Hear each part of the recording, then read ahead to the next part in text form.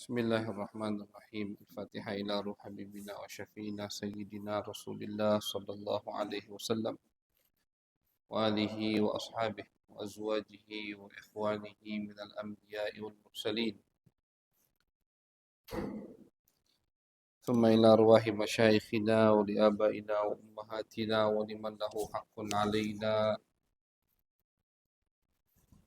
خصوصا صاحب هذا الكلام الإمام العارف بالله العالم العلامة الحبيب عبد الله بن علوي الحداد، بأن الله يغفر لهم ويرحمهم ويعلي درجاتهم في الجنة وينفعنا بأسرارهم وأنوارهم وعلومهم وبركاتهم في الدين والدنيا والآخرة بسر الفاتحة. أعوذ بالله من الشيطان الرجيم.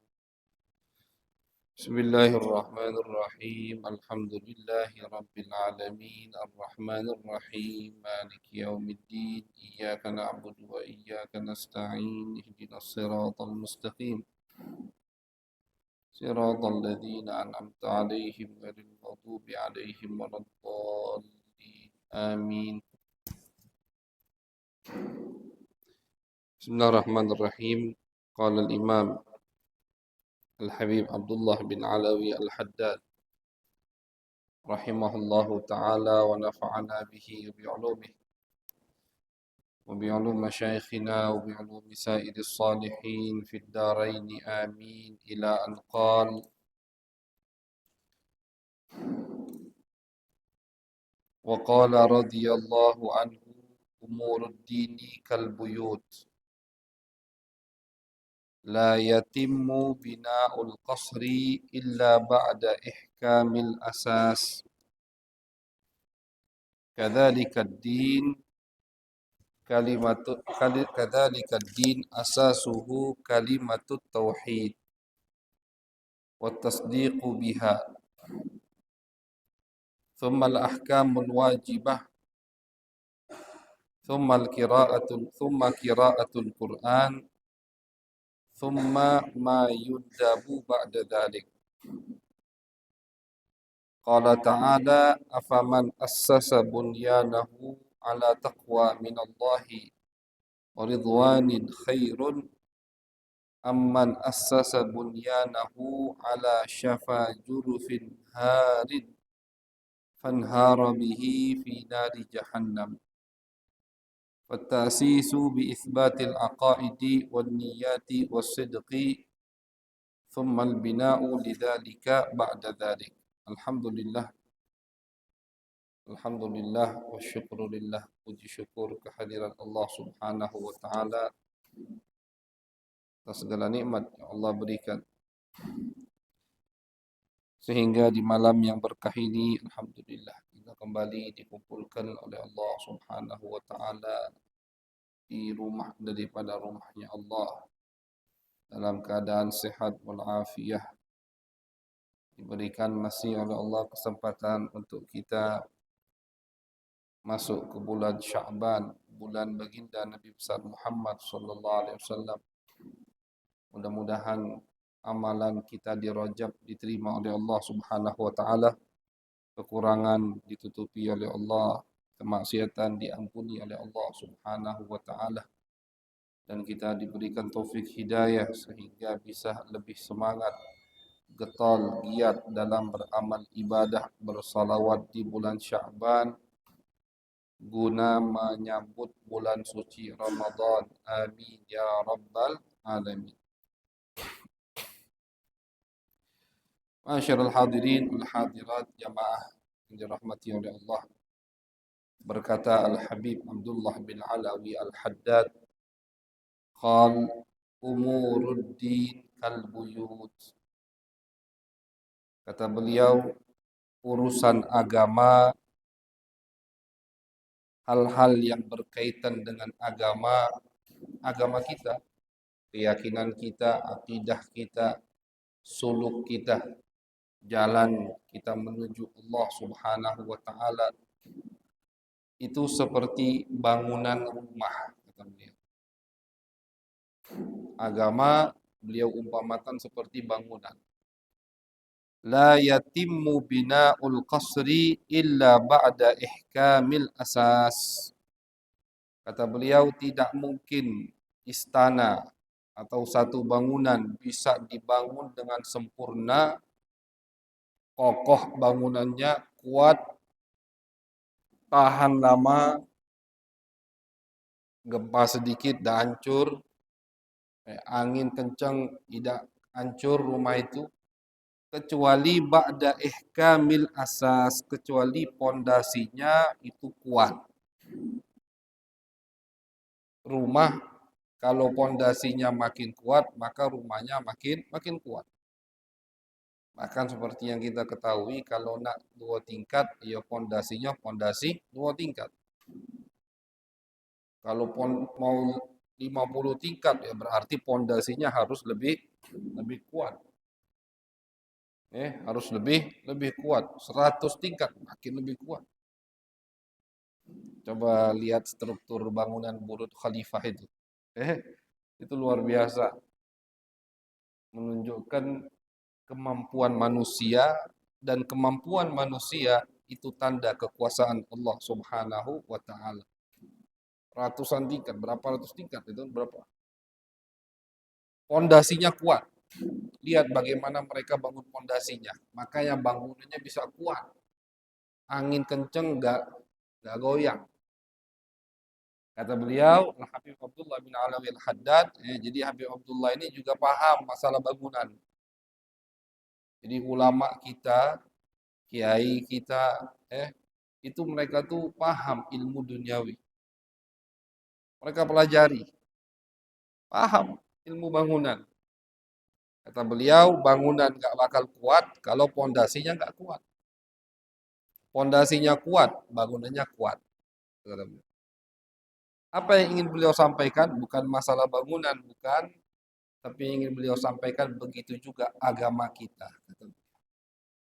Agama ini ada pondasinya.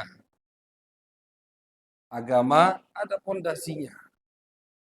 Kalau pondasi agama kita kuat, insya Allah iman kita akan teguh.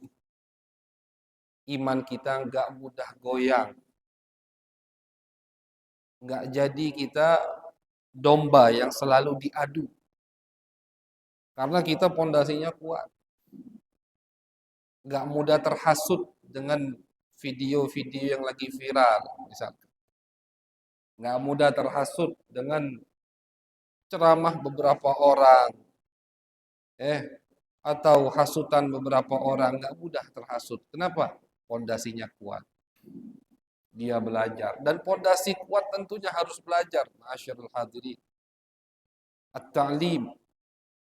Makanya Nabi besar Muhammad SAW banyak dalam hadis, kalau mau telaah riwayat hadis Nabi yang berkaitan dengan menuntut ilmu, coba silahkan baca kitab Jami'u Bayanil Ilmi wa Adabihi, karya Al-Imam Ibnu Abdul Bar, 2 jilid.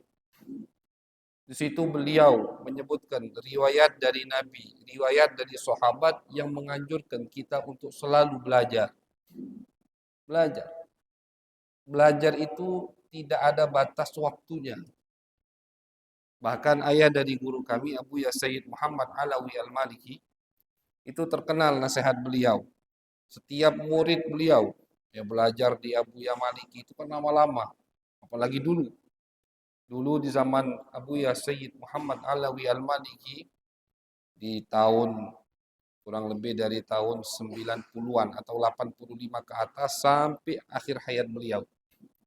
Itu masa belajarnya semua rata-rata di atas 10 tahun. Di atas 10 tahun. Duduk. Itu 10 tahun atau 12 tahun tidak pulang sama sekali. Kalau sekarang alhamdulillah ada keringanan sedikit. Al-Fakir, kita waktu belajar sama anak beliau, Buya Sayyid Ahmad bin Muhammad Al-Maliki, itu 10 tahun. Itu dapat keringanan 10 tahun. Tidak pulang. Selama 10 tahun, selama 12 tahun, 15 tahun. Ada yang 15 tahun belajar. Tidak pulang. Ketika mau pulang, selesai ini udah. banyak hatam kitab, bahkan banyak dari murid beliau itu masih nyantri di Mekah udah ngarang kitab. Jadi bukan hanya hatam kitab tapi sudah ngarang kitab ya, nyantrinya kan lama udah. Itu ketika mau pulang, apa pesan beliau? La zilta taliban. La zilta taliban. Kamu masih santri. Kamu masih santri. Oke, kamu di rumah gelarmu jadi kiai, jadi ustadz, jadi habib misalkan. Tapi tetap kamu statusmu masih lazilta taliban. Kamu masih santri. Bahkan beliau sendiri yang karangannya udah 100 lebih kitab yang tercetak sekarang 77 atau 78 kitab. Sayyid Muhammad Alawi Al-Maliki. Itu beliau sendiri juga mengatakan laziltu taliban. Aku juga masih santri. Jadi namanya nuntut ilmu itu gak ada batas waktu. Dan bukan hanya di pondok pesantren. Kadang kita ini, nyantri itu di pondok. Alhamdulillah, kalau di masjid seperti masjid kita ini, Masjid Fajar Siddiq. Setiap malamnya Masya Allah atau kebanyakan ada kegiatan-kegiatan taklim, belajar.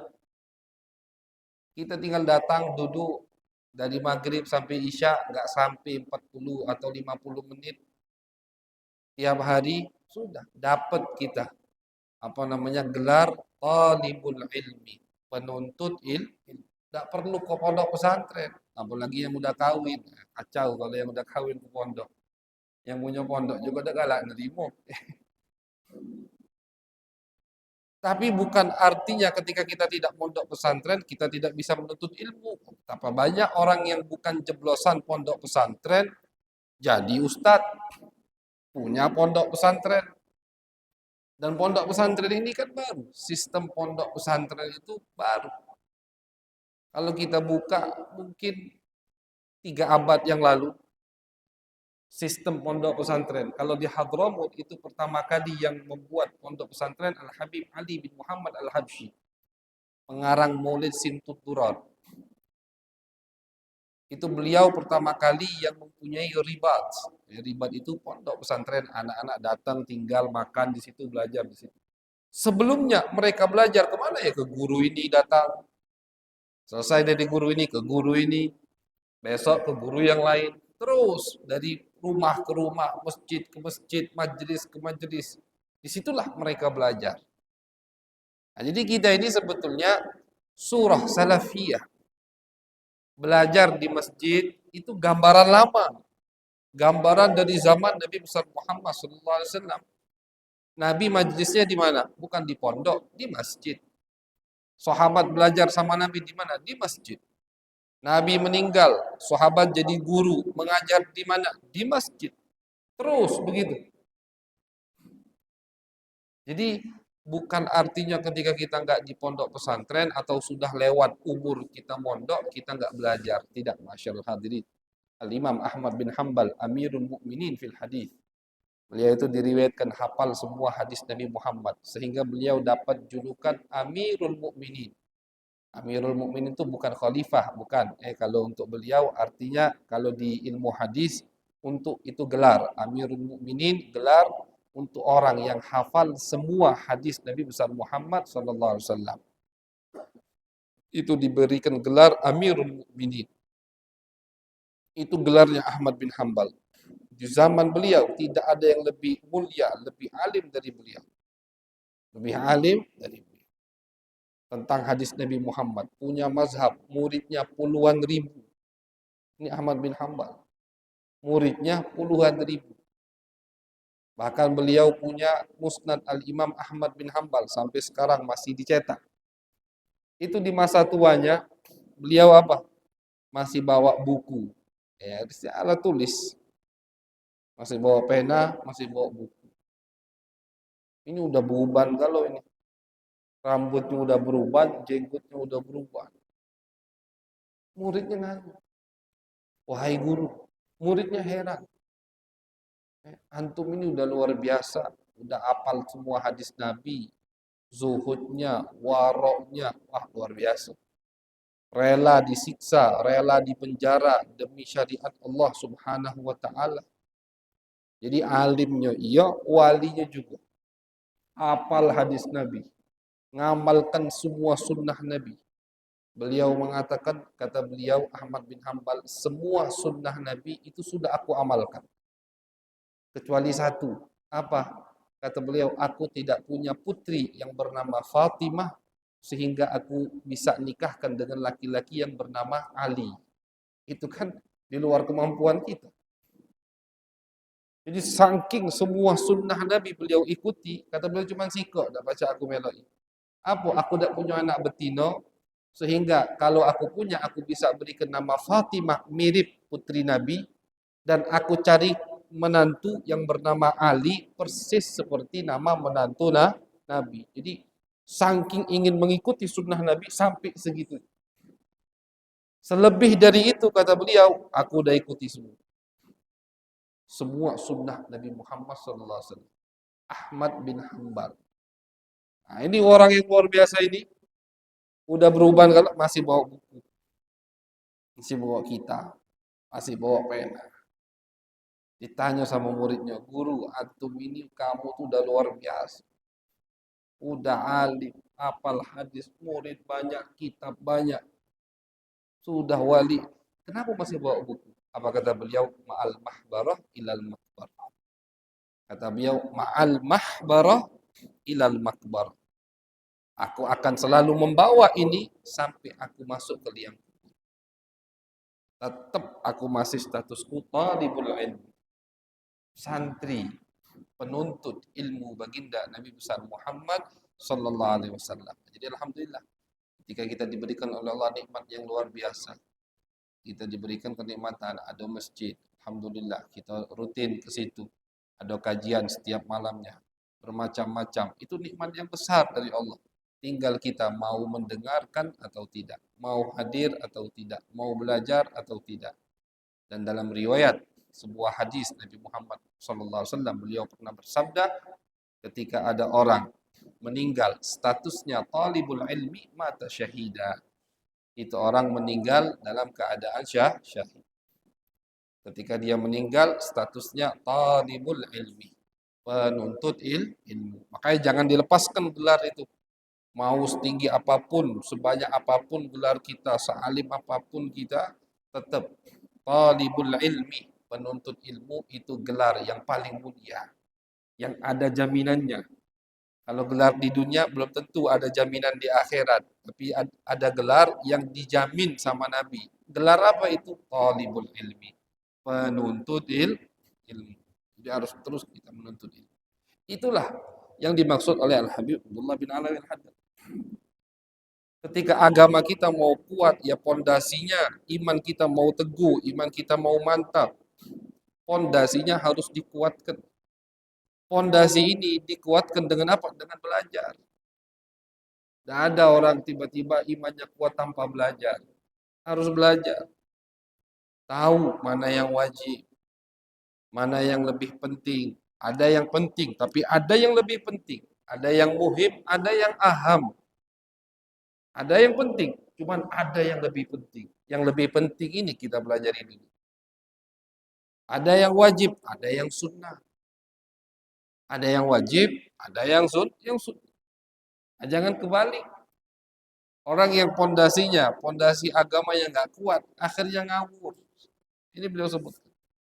Jadi kata beliau, ad-din asasuhu kalimatut tauhid wa tasdiq tsumal ahkamul wajibah.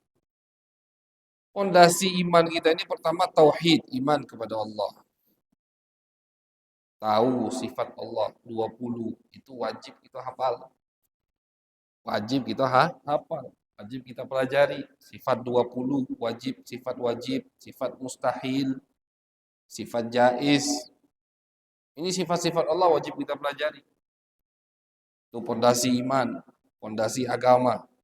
Dan tidak mungkin ilmu-ilmu seperti itu kita nggak pelajari. Malah hati-hati. Ilmu pondasi ini, ya, pondasi ini kan penting. Pondasi kalau salah, udah bangunannya kacau. Kalau pondasi salah, artinya tukangnya sembarangan, tukangnya ngawur, udah kacau. Harusnya semennya 50 sak, dia masukkan semennya 25 sak. Nah, kacau, tiangnya tidak kuat, retak belum apa-apa. Harusnya tiangnya 12 atau 16, dia masukkan tiang 12.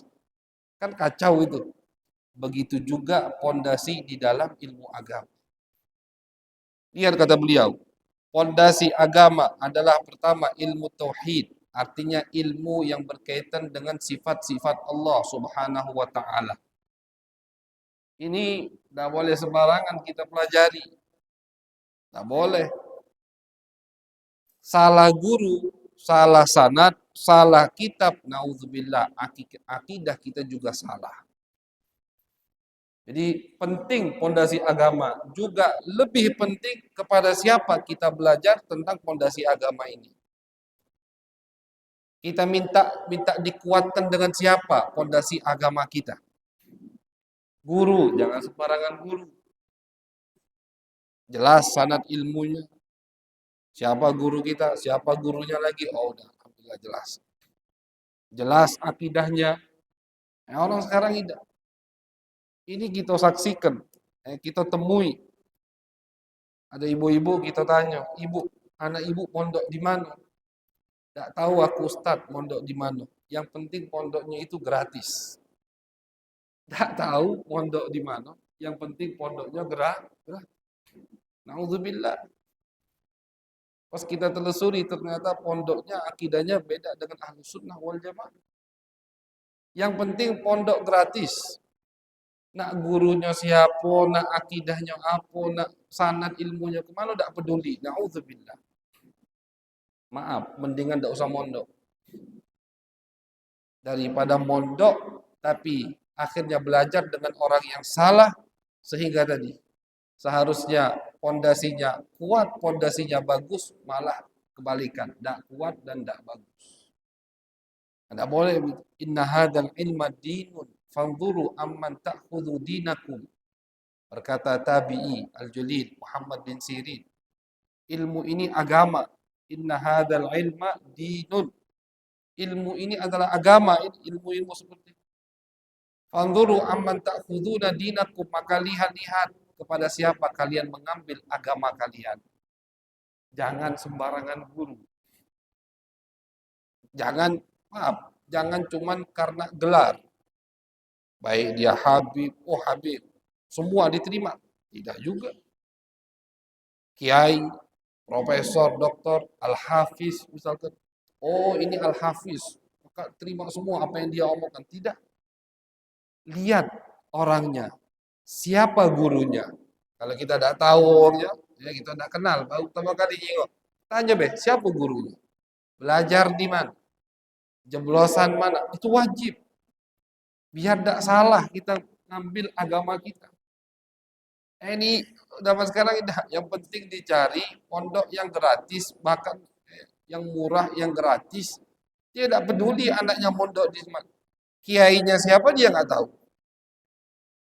Nitipkan anak ke pondok, gurunya siapa dia nggak tahu. Ya, kalau gurunya siapa beda tahu, apalagi guru-gurunya, apalagi sanad ilmu. Nauzubillah min dzalik.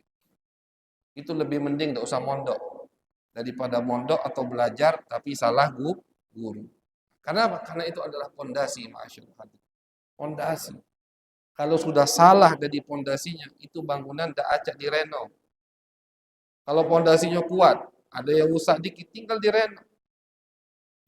Tapi kalau pondasi yang tidak kuat, tanyalah mau tukang bangunan. Berarti apa? Dibangun ulang. Nauzubillah, dibangun ulang. Tidak bisa dibangun lagi. Tidak bisa direnov, tidak bisa ditingkat, harus dibangun ulang. Karena pondasinya tidak bagus. Jadi kata beliau, Habib Abdullah bin Alawi al-Haddad, kadzalika ad-din asasuhu kalimatut tauhid wa tasdiqu biha thumma al-ahkamul wajibah. Kemudian setelah mempelajari ilmu-ilmu yang berkaitan dengan akidah, dengan sifat-sifat Allah Subhanahu wa taala, ya walaupun ulama tidak menganjurkan untuk orang semua belajar ilmu tauhid terlalu dalam, tidak dianjurkan. Pelajari sifat Allah 20, sifat wajib, sifat mustahil, sifat jaiz, 50 sifat berarti. Sifat para anbiya ada 8, ada 10, 9 afwan. Sifat wajib 4, sifat mustahilnya 4, sifat jaiznya 1. Pelajari tentang malaikat, aqidatul awam cukup. Terlalu dalam tidak dianjurkan juga oleh ulama. Tidak dianjurkan mempelajari ilmu tauhid terlalu mendalam kecuali lil mutakhassisin. Memang ada orang yang di bidangnya, memang bidangnya, fakultasnya, jurusannya ilmu usuluddin, ilmu tauhid, ilmu akidah, ilmu kalam, ini semua sama ya. Nama itu untuk satu ilmu itu dia memang jurusannya di situ, ya sudah, perdalami. Tapi kalau dibuka di majelis umum tentang sifat Allah yang terlalu mendalam tidak dianjurkan. Kenapa? Karena ini masalah yang sangat sensitif. Salah sedikit, naudzubillah, akidah kita yang dipermasalahkan.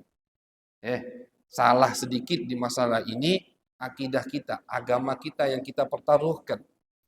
Kayak beliau sendiri, Al-Habib Abdullah bin Alwi Al-Haddad, di kitab-kitab beliau yang lain, melarang untuk terlalu mendalam mempelajari ilmu at-tauhid. Kecuali lil mutakhassisin, orang yang memang jurusannya, fakultasnya usuluddin, di situ dia boleh untuk memperdalami ilmu tersebut. Tsummal ahkamul wajibah. Kemudian termasuk pondasi agama kata beliau setelah kita mempelajari ilmu tauhid, ilmu usuluddin tadi, al ahkamul wajibah. Hukum-hukum yang wajib. Hukum-hukum yang wajib. Mana yang wajib, mana yang sunnah, mana yang mubah. Mana yang wajib, berarti itu harus kita lakukan dulu sebelum yang sunnah. Mana yang lebih penting, kita pelajari dulu daripada yang penting. Ini orang idak. Kadang ada orang nak belajar ilmu wajib, dia nak belajar ilmu yang tak wajib. Apa yang wajib? Yang wajib itu bapak-bapak yang dirahmati oleh Allah, yang ada kaitannya dengan ibadah kita sehari-hari. Itu ilmu yang wajib. Hukum yang wajib kita pelajari. Dari kita bangun tidur, kita wajib apa? Wajib sholat. Berarti wajib kita pelajari ilmu sholat. Dari takbir sampai salam. Apa yang membatalkan, apa yang tidak membatalkan. Syaratnya, rukun sholat, itu harus kita pelajari. Sholat tidak sah kecuali pakai wudu. Berarti hukum wudu harus kita pelajari. Sholat tidak sah kecuali baju kita, badan kita tidak ada yang najis. Berarti wajib belajar bab najis. Perempuan keluar darah setiap bulan, wajib belajar bab haid. Ini harus belajar. Ini wajib. Nah, kita punya bini di rumah, jangan lupa kita suruh dia belajar masalah darah. Ya, ada perempuan itu mengira pokoknya setiap darah yang keluar itu haid, dia nggak sholat. Alhamdulillah. Banyak ustadz kami kira setiap darah yang metu itu darah haid. Berarti kami tidak sholat. Atau habis melahirkan sampai 60 hari nifas. Pokoknya sampai 60 hari kami tidak sholat. Oh, ada banyak. Padahal ternyata dia nifasnya misalkan cuma 40 hari. Kan perempuan itu nifas nggak mesti 60 hari. Ada yang 40 hari. Ada yang 20 hari. Ini tidak. Dia ngira pokoknya setiap habis lahiran sampai 60 hari itu tidak boleh sholat. Tidak sholat. Ternyata nifasnya cuma 40 hari misalnya. Berarti 20 hari dia meninggalkan sholat tanpa uzur. Kalikan kalau punya anaknya 6. Berapa puluh hari tanpa sholat.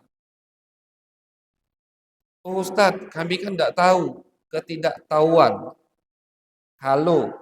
Jadi alasan tidak tahu. Diterima tidak sama Allah? Dilihat. Kalau alasan tidak tahunya dia tinggal jauh dari ulama.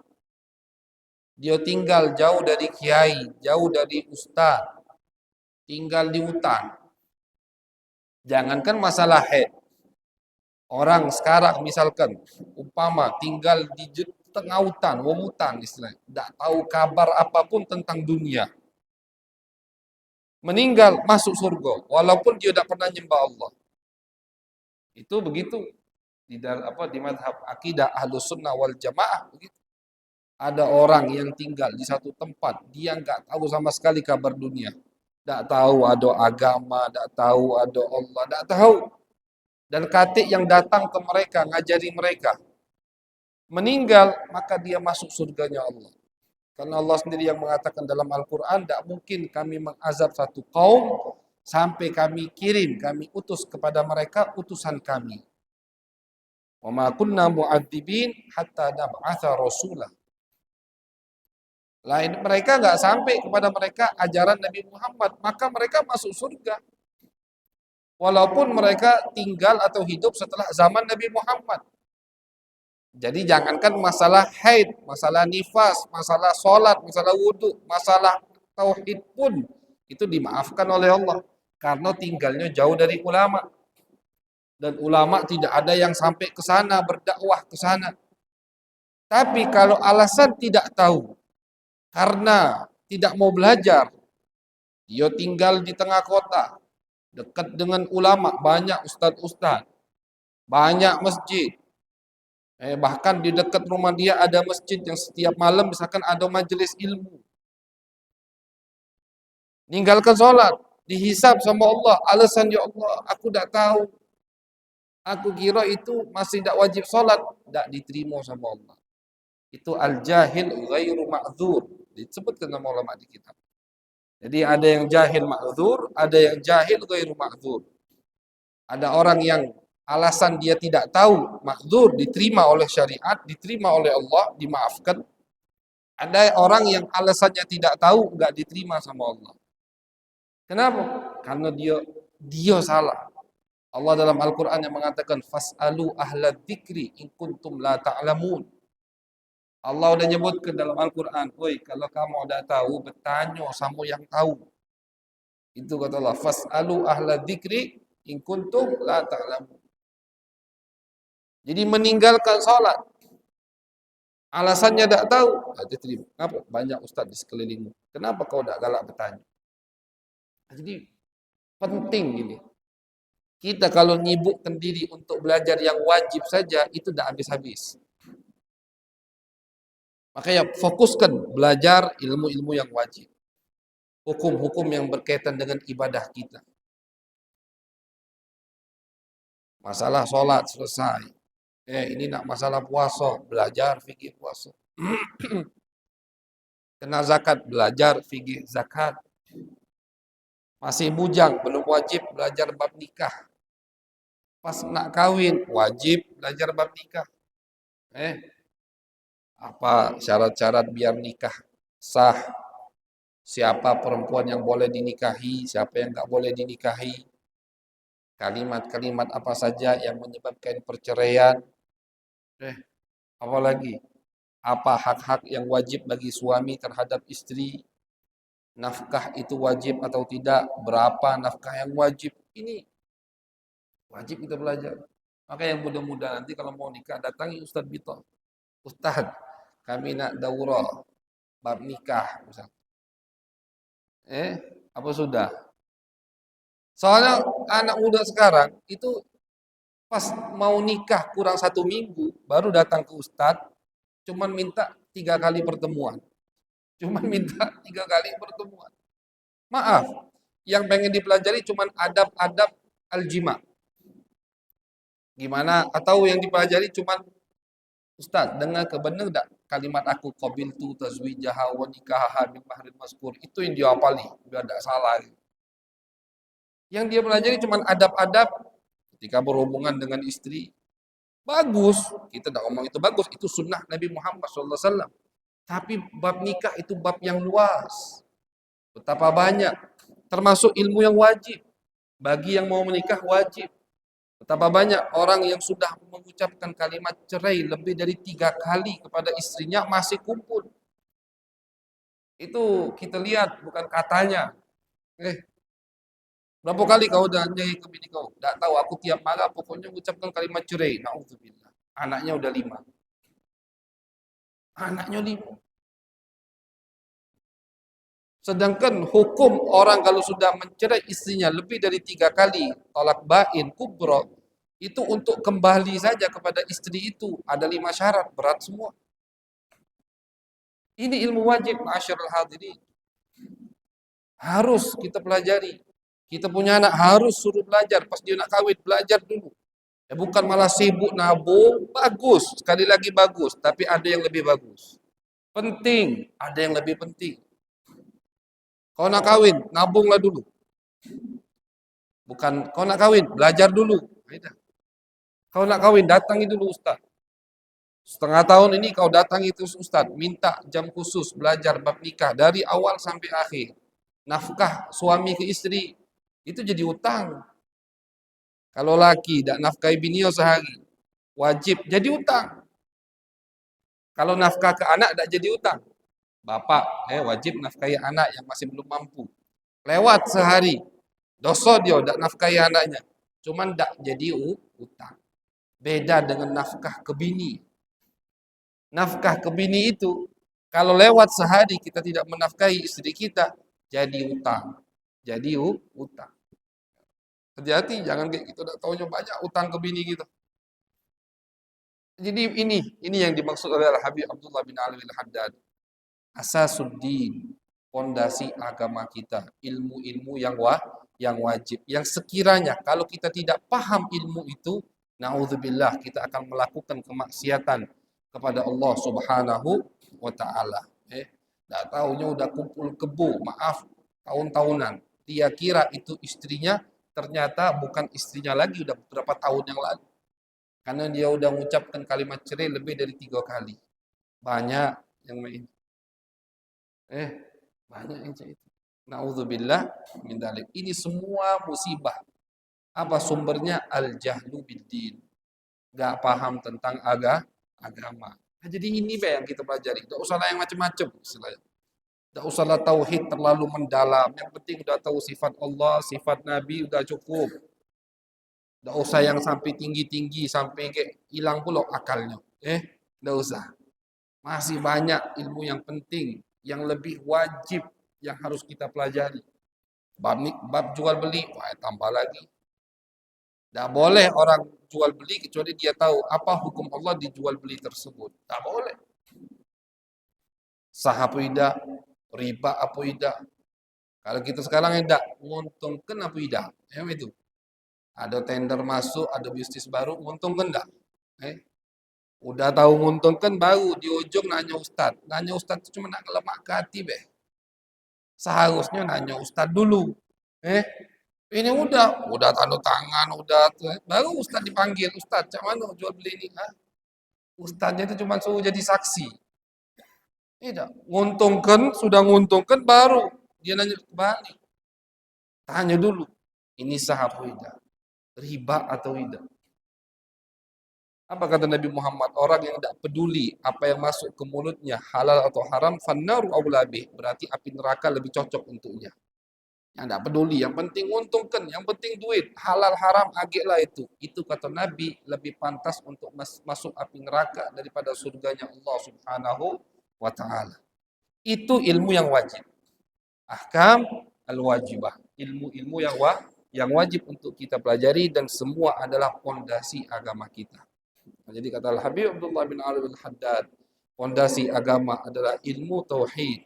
Ilmu kita tahu sifat-sifat Allah, sifat-sifat Nabi, utusan-utusan Allah, dan ilmu-ilmu yang wajib, yang ada kaitannya dengan kita di keseharian kita, maka itu adalah fondasi agama kita, harus kita kuatkan baru.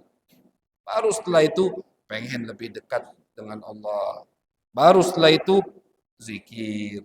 Baru setelah itu ikut thariqah misalkan. Baru setelah itu suluk, membersihkan dirinya khalwat. Setelah yang wajib-wajib kita pahami dulu. Ini tidak yang wajib dia tidak paham, wudu tidak paham, pengen zikir semalaman. Buat apa? Pengen melok thariqah, sedangkan dia wudu tidak bisa, sholat tidak bisa. Bab nikah dia udah paham. Buat apa? Kayak tadi, pondasi udah kuat, pengen bangun bangunan 10 tingkat, ya hancur. Begitulah agama masyarakat ini. Kuatkan pondasi dulu. Yang wajib-wajib udah kita benarkan. Udah kita luruskan. Ragu ada ustadz, tanya ke ustadz. Selesai, baru kita bangun. Bangunan kita, bangunan agama kita dengan perbanyak zikir, perbanyak istighfar, perbanyak salawat kepada baginda Nabi Muhammad SAW. Maka sempurnalah bangunan agama kita. Amin ya rabbal alamin. Mudah-mudahan kita diberikan taufik dan hidayah oleh Allah Subhanahu wa taala untuk menyempurnakan agama kita ya sehingga kita menjadi hamba yang diridhoi oleh Allah Subhanahu wa taala. Tidaklah kita bertemu dengan Allah kecuali sudah kita laksanakan semua yang diwajibkan oleh Allah Subhanahu wa taala. Amin ya rabbal alamin. Allahumma aghdina bil ilm wa zayyinna bil hilm wa akrimna bit taqwa wa jammilna bil afiyah. اللهم اجعل جمعنا هذا جمعا مرحوما وتفرقنا من بعده تفرقا معصوما ولا تجعل فينا ولا معنا ولا إلينا شقيا ولا محروما. ربنا تقبل منا إنك أنت السميع العليم وتب علينا إنك أنت التواب الرحيم. وصلى الله على سيدنا محمد وعلى آله وصحبه وبارك وسلم والحمد لله رب العالمين.